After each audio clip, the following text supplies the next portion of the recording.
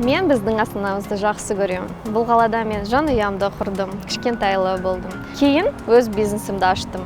Астанада жақсы көретін жеріміз ол Хан Шатыр. Хан Шатырда біз бүкіл демалысымызды өткізе аламыз. Столица у меня ассоциируется с семьей. Моя семья, а также мои близкие родственники живут тут. Больше всего мне нравится то, что наш город очень динамичный и современный. Можно просто гулять и любоваться красивыми зданиями, монументами. Особенно мне нравится мечеть Хазрет Султана.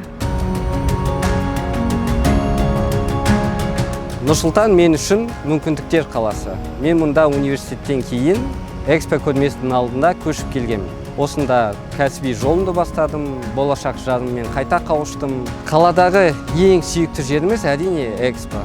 Әрқашан қонып келе жатқанда ұшақтан Нұр әлем ерекше көрінеді. В Нур-Султане особенная атмосфера.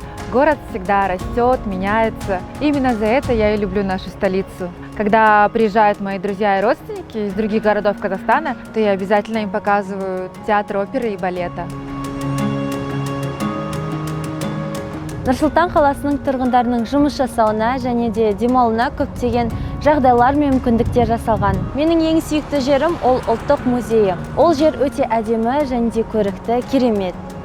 Баршаңызды Астана күнімен құттықтаймын. Пусть над нами всегда будет чистое небо. Нұр-Сұлтан тұрғындарына денсаулық пен бақыт тілеймін. Процветание и благополучие. Мереке құтты болсын.